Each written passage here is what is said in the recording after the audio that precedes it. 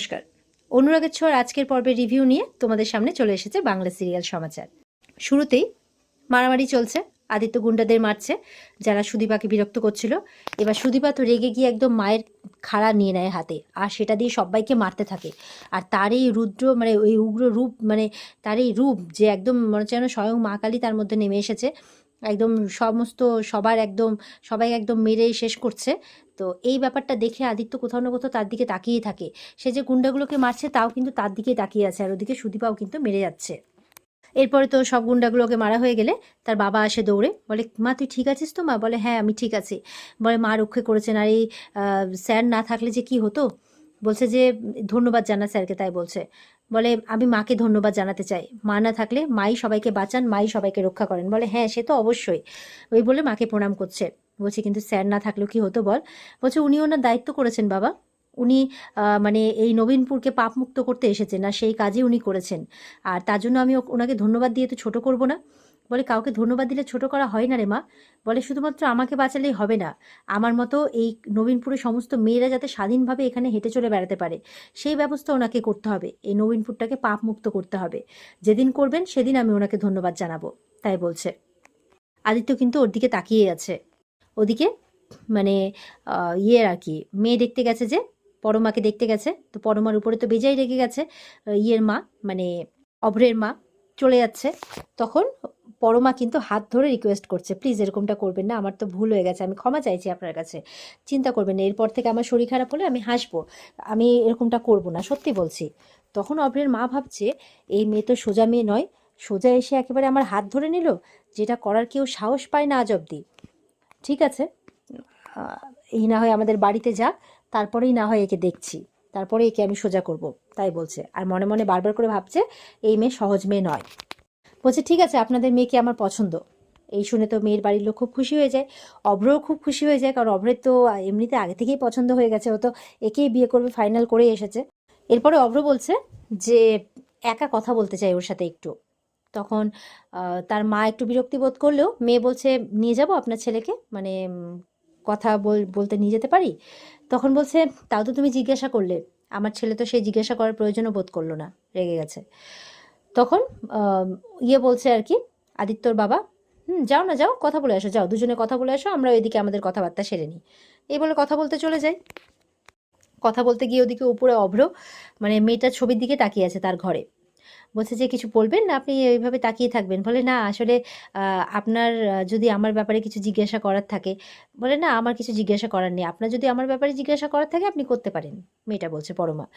তো অভ্র বলছে না না কিছু জিজ্ঞাসা করার নেই। বলছে যে কিছু জিজ্ঞাসা করার নেই। বলছে না। বলছে অভ্র বলছে আমার মা আপনার সাথে এরকম ব্যবহার করলো তার জন্য আমি খুব দুঃখিত। বলে না না ঠিক আছে, ওনারা বনেদি বাড়ির পুরনো চিন্তাভাবনার মানুষ, ঠিক আছে করতেই পারে, আমার কোনো অসুবিধে নেই। তো বলছে আপনার খারাপ লাগেনি, আত্মসম্মানে লাগেনি? বলছে আমার আত্মসম্মান এতটাও ঠুনকো নয় যে কেউ এসে এইভাবে আঘাত করতে পারে, তাই বলছে। তো মেয়েটার কথাতেও খুব ইমপ্রেস হয়ে যায় অভ্রজিৎ। তো এরপরে তো যেহেতু দুজনের ব্যাপারে কোনো কিছু জিজ্ঞাসা করার নেই কারো, তো এরপরে ওরা ঠিক করে নিচে যাবে। তো ওরা নিচে যায়। এদিকে সুদীপা তো পুরো রওনা দিয়েছে একদম, আদিত্য সামনে দিয়ে চলে যায়, আদিত্য দেখতেই থাকে।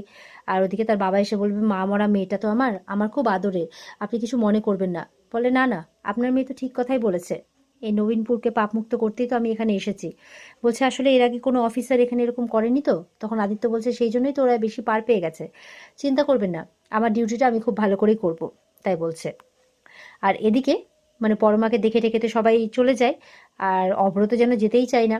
তো অভ্র এবার ভাই বলছে যে এই তোর যদি কথা বলা হয়ে যায় তাহলে আমরা যেতে পারি। বলে হ্যাঁ হ্যাঁ দেখতে দেখতেই যাচ্ছে। তো এবার অভ্রকে কিন্তু খুব পছন্দ হয়েছে পরমার মা বাবার। পরমার বাবা বলছে আমার না অভ্রকে খুব পছন্দ হয়েছে, মিলিটারিতে চাকরি করে ভাবছিলাম বোধহয় একদম এরকম হবেই না, একদম পুরো হাট্টা কাট্টা সুন্দর, আমার খুব ভালো লেগেছে, তাই বলছে। তো এবার পরমার মা জিজ্ঞাসা করছে যে তুই এভাবে হঠাৎ করে বিয়েতে রাজি হয়ে গেলি যে। বলছে হ্যাঁ আমার ইচ্ছে হলো, তাই জন্য আমার মনে হলো বিয়েটা করা উচিত। বলে তুই বিয়ে মানে বুঝিস, একটা বিয়ে মানে নতুন জায়গা, নতুন দায়িত্ব, নতুন কর্তব্য। বলে হ্যাঁ তাতে কি হয়েছে। বলে ওরা অত বড় বনেদি পরিবার তুই মানিয়ে নিতে পারবি। বলে হ্যাঁ আমার জাস্ট বিয়েটা করা নিয়ে কথা, আর কোনো ইয়ে নেই। বলছে এটা জাস্ট একটা বিয়ে নয়, মানে বিয়ে মানে বুঝিস তুই, এভাবে বোঝাচ্ছে আর কি। বলছে যে চিন্তা করো না তো মা, এটা আমার কাছে একটা নতুন চ্যালেঞ্জ, আমি ঠিক পারবো, আর তাছাড়া ভুলেও থাকতে পারবো। মা বলছে যে তুই কাউকে ভুলবি বলে বিয়েটা করছিস। তখন বাবা বলছে যদি ফিরে আসে ছেলেটা, আদিত্যর কথা বলছি আমি, বলে ফিরিয়ে দেবো, ফিরে আসে তো, ও করতে পারে, আমি করতে পারি না? তাছাড়া এই ছেলেটাকে আমার ভালো লেগেছে, কারণ এই আমাকে বুঝতে চেয়েছে, আর আমি এর সাথেই ভালো থাকবো, আমি এর সাথেই থাকতে চাই, তাই বলছে। পরমা বলছে আদিত্যর ভাগ্যে আমি নেই, ওর ভাগ্যে যে আছে তাকে নিয়েও খুশি থাকুক। পরমার কথা শুনে বলছে যে ওর মা, সত্যি আমার মেয়েটা কত বড় হয়ে গেছে, মেয়েটার বিয়ে ভাবতেই পারছি না, মনে হচ্ছে এই তো সেই দিন ছোট্ট পরমাকে আমি হাতে করে নিয়ে আসলাম বাড়িতে। তখন তার বাবা ভাবছে আজকের দিনটা সত্যি কত আনন্দে, সেই দিনটার কথা ভাবছে যখন ছোট্ট বাচ্চাটাকে দুজন মিলে তারা নিয়েছিল, দুই বোনকে, দুই পরিবারে গেছিল, দুই বোন। তো না জানি মানে আজকে এই খুশির দিনে তোর পরিবার যদি তোর পাশে থাকতো কত খুশি হতো ওরা, তোর বোন যদি তোর সাথে থাকতো, না জানি তোর বোন কোথায় আছে, কি করছে, ওরও কি বিয়ে, এমনটা ভাবছে মনে মনে। এদিকে দেখা যাচ্ছে সুদীপা বাড়িতে এসে জামা কাপড় গোছাচ্ছে, প্যাক করছে, এক্ষুনি বেরিয়ে যাবে, প্রচণ্ড রেগে গেছে। তো তার মাসি মানে পিসি বোঝাচ্ছে, দিদিমণি দিদিমণি কী করছো তুমি, কোথায় যাবে, কি করছো তুমি? তার বাবা এসছে, কি হয়েছে মা, রাগ করে না মা, কী করছিস মা? বলে বাবাকে বলছে যে রিটায়ারমেন্টের আগেই রিটায়ারমেন্ট নিয়ে নিতে, তাই বলছে, কারণ খুব ভয় পাচ্ছে যদি বাবার কিছু হয়ে যায়, সেই জন্য বলছে মা দেখ, আমি তো পাবলিক সার্ভেন্ট, বল, পাবলিক মানুষকে দেখে রাখাই তো আমার কাজ না, তুইও তো একদিন বড় ডাক্তার হবি, বল, তুই তখন বুঝতে পারবি যে এইভাবে সবাইকে ছেড়ে আসা যায় না। বলে আমি তোমার কথা বলছি বাবা, বলে আমিও তো তোর মতোই রে মা, বোঝার চেষ্টা কর না মা। বলে ও আচ্ছা, তার মানে তুমি মানে করবে না, যাবে না আমার সাথে, ঠিক আছে বেশ, আমি একাই চলে যাব কলকাতায়। তো বলছে যে এইভাবে বাঁচা যায় বাবা, এইভাবে বাঁচা যায়, বলো তো, এইভাবে ভয়ে ভয়ে জীবন কাটানো যায়? এই বলে কাঁদতে শুরু করে দেয়। বলে এইভাবে কত কত অসম্মান সহ্য করব নিজের, বলো তো, কত এইভাবে ভয়ে ভয়ে কি করে বাঁচবো, আমি আর পারছি না বাবা, আমি আর পারছি না, এভাবে বলছে। খুব কাঁদছে, কান্না থামানো যাচ্ছে না, তার বাবাও বোঝানোর চেষ্টা করছে। তারপরে কি করে তার বাবা, মানে ঘোরা হয়। বলে কি করছো তুমি এটা? বলে ছোটবেলায় যখন তুই কাঁদতিস, কিছুতেই থামতিস না, তখন আমি ঘোড়া হতাম, আর তোর কান্না থেমে যেত, তুই হাসতে শুরু করতিস। তো আয় না মা, আয়, বস আমার উপরে বস, আমি তোর ভার বইতে পারবো মা, কিন্তু তোর চোখের জল আমি সহ্য করতে পারবো না। দীপা তো কাঁদতে থাকে। তখন তার বাবাকে বলে ওঠো বাবা, ওঠো, বসো তুমি, এই বলে তার বাবাকে বসায়। বলছে বাবা, আমাকে অনেক বড় হতে হবে, অনেক বড় হতে হবে, কিন্তু আমি তো তোমার সেই ছোট্ট মেয়েটাই আছি, বলো। বলে হ্যাঁ মা, তোকে তো বড় হতে হবে, অনেক বড়, তোকে ডাক্তার হতে হবে, তারপর তোকে বিয়ে করতে হবে। বলে বিয়ে, আমি তো ডাক্তার হব। বলে হ্যাঁ মা, কিন্তু আমার পরে তোকে মানে তোর আর কে আছে আপন, বল, এইভাবে বলতে বলতে আটকে যাচ্ছে। বলছে যে তুমি কোথায় যাবে বাবা, তুমি কোথাও যাবে না, তুমি আমার সাথেই থাকবে, তোমাকে আমি কোথাও যেতে দেবো না, তুমি আমার সাথেই থাকবে, আমরা একসাথেই থাকবো সব সময়, তাই বলছে। সুদীপ আবার প্রশ্ন করছে, আচ্ছা বাবা, আমি কার মতো হয়েছি, মায়ের মতো না তোমার মতো? আমি তো দেখো আমার গায়ের রং কার মতো হয়েছে, তুমি তো ফর্সা, ছবিতে দেখেছি মাও ফর্সা, তাহলে আমার গায়ের রং, আচ্ছা আমি যখন মায়ের পেটে ছিলাম তখন মায়ের কোনো ছবি আছে? তার বাবা আর পিসি কিন্তু প্রশ্নগুলো শুনে অবাক হচ্ছে, বলছে ও আবার এরকম প্রশ্ন কেন করছে? তখন ওর বাবা প্রসঙ্গটা ঘুরিয়ে বলছে, ও আচ্ছা বুঝেছি। বলে কি? বলে কালকে তোর জন্মদিন না, ওই জন্য তুই এই কথাগুলো বলছিস, তাই তো? চিন্তা করিস না, এবার তোর জন্মদিন খুব ধুমধাম করে হবে, তোকে একটা অনেক বড় সারপ্রাইজ দিব আমি, এত বড় সারপ্রাইজ দিব না যে তুই সারা জীবন মনে রাখবি, তাই বলছে। এই বলে মেয়ে তো তার বাবাকে জড়িয়ে ধরে, বলছে তোকে অনেক বড় হতে হবে মা, অনেক বড় ডাক্তার হতে হবে, তারপর তোর একটা ভালো ঘরে বিয়ে দেব, তোর একটা সুন্দর বর হবে, তারপর আমি নিশ্চিন্ত হব, তাই বলছে।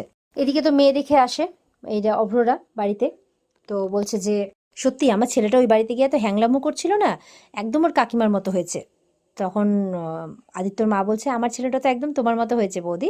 বলে হ্যাঁ একদম ঠিক, ও একদম আমার মতো হয়েছে। তখন অভ্র বলছে দেখো এইসব বিয়ের মানে মেয়ে দেখার ঝামেলা তো ও যাবে না, ও দেখবা টুক করে একদিন বিয়ে করে নিয়ে চলে আসবে। বলছে ও এসে বলবে মেয়েরা কোনো পণ্য নাকি যে আমি মেয়েদেরকে ওইভাবে দেখতে যাব, এ বলবে। তখন অভ্রের মা বলছে না না, আমার আদি ওরকম করবেই না, আমার আদি তার পরিবারকে, তার গুরুজনদের খুব ভালোবাসে, খুব সম্মান করে। বলছে ফোন করতো, ফোন করতো একটা, তোর বিয়ে ওকে ছাড়া হয় নাকি, একটা ফোন কর, অভ্রকে ফোন করতে বলছে।